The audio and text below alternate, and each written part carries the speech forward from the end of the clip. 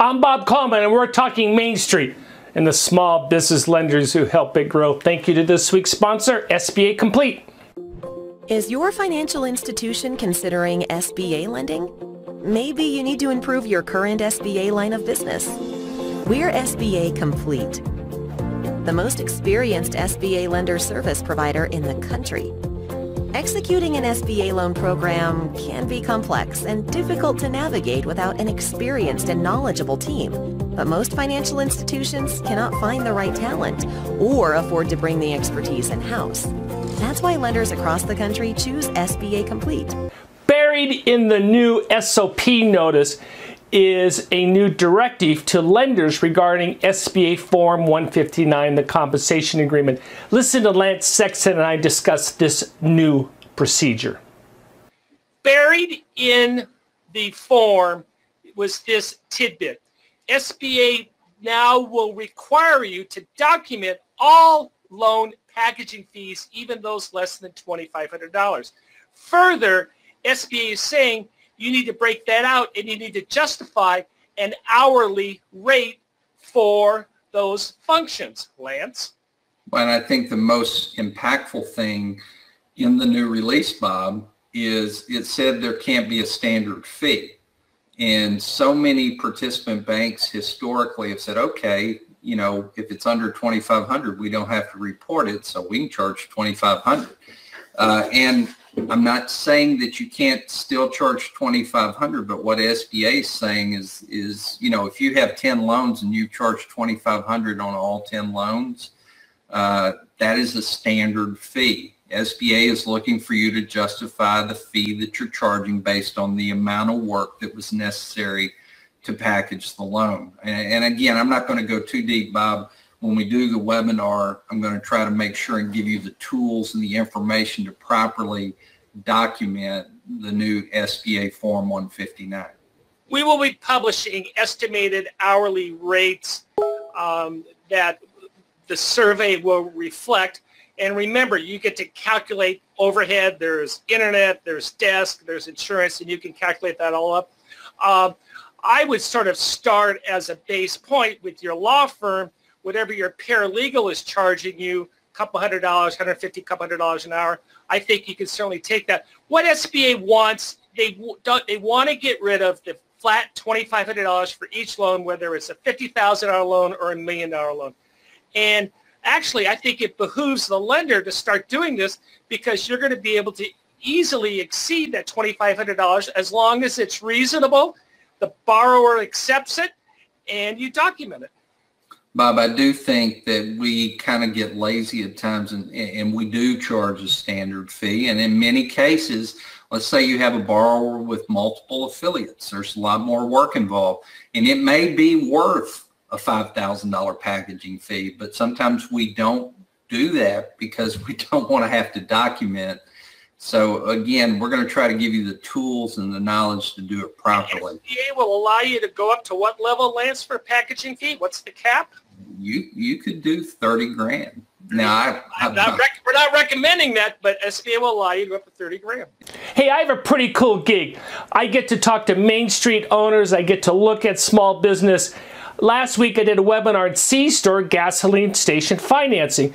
A very good niche for the SBA lender, a very well-performing portfolio for your institution as well as SBA as a whole. Listen to my direction about underwriting tips. Lance Sexton also joined in. This is what Lance was talking about, and some of the issues that we want to address in underwriting or in a good presentation from your applicant are site location. What's going on with the tanks? Make sure you understand the state that you are in on what the regulations are for replacing tanks. I know California, we just went through and we pulled out all the tanks in the ground, and now we have double and triple, and I drive in and we got monitoring stations. So make sure you understand the specific state laws. Lance mentioned traffic counts. We understand diversification of revenue streams. Ingress and egress. Can you get in and out? Is it a 55-mile-an-hour street where if you slow down, you're going to get rear-ended, or location, location, location, Lance. And Bob, you made a comment early in this webinar that I think is one of the key takeaways. A C-store loan is a business loan. It's not a real estate loan. And how C-stores are valued now are business appraisals. And yes, there is a real estate value plugged into that. 25, 30 years ago, Bob, a C-store was valued based on the number of gallons of gas that they sold. No more. That has changed. You used to be able to say, oh, we sold 2 million gallons last year, and you could almost determine the value. Now, it's more of a business appraisal approach of determining. So, I mean, your comment, it's a business loan, is right on point. Underwriting C-stores is difficult. You have myriad products with different gross profit margins. Obviously, gasoline is the major component, but it's less than 2% profitability. So the importance of stocking the C-store and great management helps to make that small business successful. Hey, I put this in just to give you a sense of what the gross profit margins are on the stuff they sell. Nicotine, you're going to get your 28%, beverages, 35%, and lottery tickets, et cetera, et cetera. And I put that, I love Fountain, 80%. I tend to get sucked into that one. And I put that in there to give the sense for the underwriter of what these margins are. And your C-store operator needs to know these cold, and they need to know what their strategy is to push each of these individual items. Bob, one of the greatest, now again, I hate to keep coming back to local, but this is something you got to think about. Arkansas had a law that you could not buy a lottery ticket without cash. And they reversed that. Now you can use debit cards, credit cards for your lottery tickets. Do you know that that increased lottery ticket sales at C-stores dramatically? Yeah, and I would have, I didn't know lottery was 20% of the revenues and 27% margins. So that's very profitable for that. So these are things that we should look at in the financial statements and in the projections. If this is a startup, what are you selling? What are your product lines, and what is it that you're selling, and what percentage are? And I'm not so concerned as a percentage of sales. I'm more concerned on that gross margin. I want to know what my margin is over the next year for these products and what my margin is for gasoline sales. Because, Lance, they're two completely different business models. You know, one thing I like about that list, Bob, is as a underwriter, as an SBA lender, your C-store owner doesn't have to have 100% of those categories. For instance, they may not have a car wash, but they need a majority of those categories. And I've counseled C-store owners. You know, I had a guy that didn't drink, didn't smoke, and didn't think he needed tobacco or alcohol in his C-store. And I just said, you know, those are drivers for traffic flow in your store. Just look at the fountain drinks. I mean, 80% profit margins. They get them a cup, throw some ice, and you get some syrup, and bam. That's a nice market. They need to have those, and they need to keep them clean and keep them staffed and keep them full.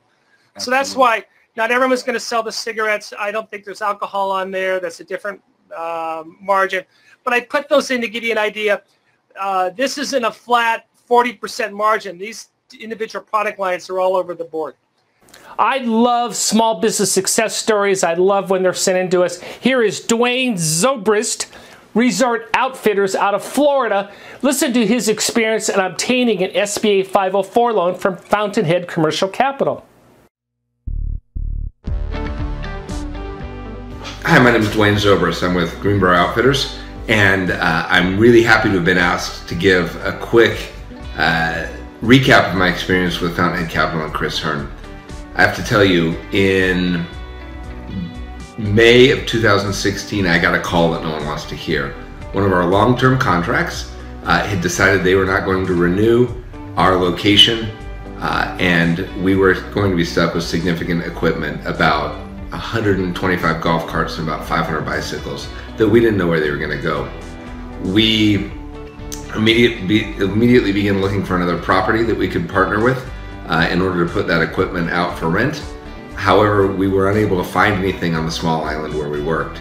We found a piece of property that was for sale.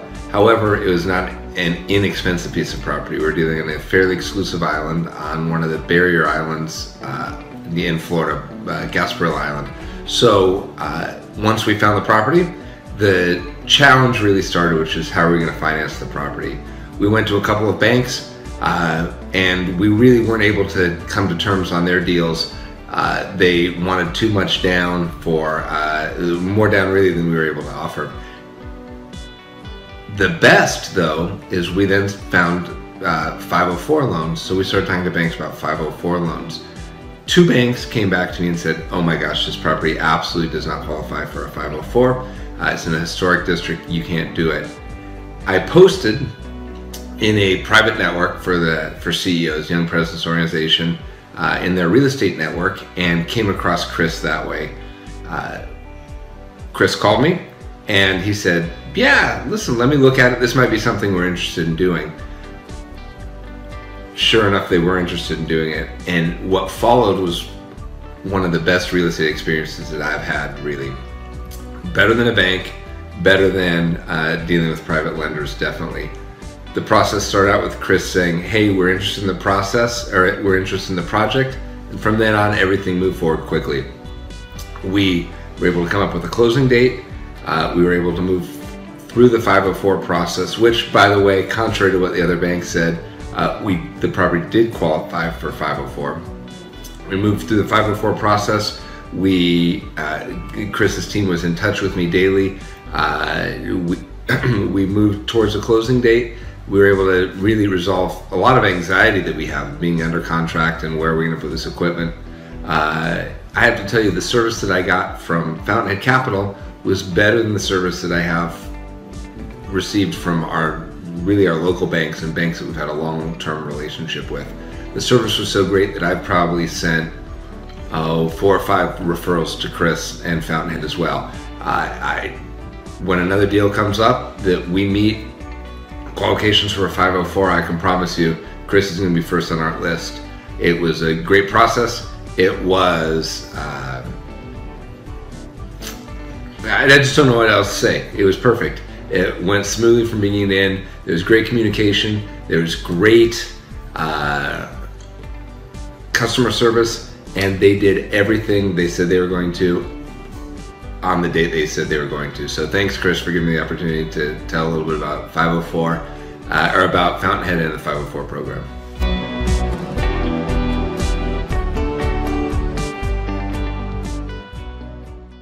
Stonebriar Commercial Finance. He stopped by our booth at America West and discussed what he does and what his company does for Main Street. Curtis Valenzuela, Stonebriar Commercial Finance. What is a Stonebriar Commercial Finance group from Dallas here in Orange County? Well, we actually do a lot of lending here in California. We're a 504 and conventional lender. Kind of about $3 billion in assets. Last year we've done $150 million in 504 business. So we're a non-bank as opposed to the normal traditional banks. Love working with our bank partners because we're a non-competitive alternative. So, but be more specific. So you say sure. 504, I assume interim financing? No, we're actually doing permanent financing, construction, improvement projects. A lot of what we focus on, Bob, is the $5 to $30 million transactions. I mean, a lot of lenders in the 7A community focus on the $5 million and down. Even in the 504 world, they're working in kind of that $7 million and down. So we kind of fill that niche in between what we call middle market lending and kind of the businesses that are really ramping up and growing. What is your appetite? Any particular industry, niche? We've got, probably about 25% of our product is in hospitality. A lot of people right now are finding that they're running out of funds. Because we're kind of a Wall Street to Main Street kind of firm, our funding is not regulated capital. So our sister company is actually a Security Benefit Corporation. Okay. So the life company gives us a unique source of capital. How long have you been doing this? Boy, a long time now, a long time. 91 actually is when I started with small business finance. Congratulations. Thank you very much for having me. Hey, if you've enjoyed this episode, click like and subscribe to our YouTube channel. We're getting more and more traction on this. I enjoy this podcast, and I appreciate your comments, both pro and con, although we have a lot more pro comments.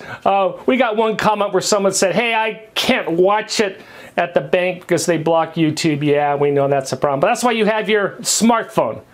Anyway, thank you for joining us today for the Coleman Report Update. and for supporting America's Main Street, one entrepreneur at a time.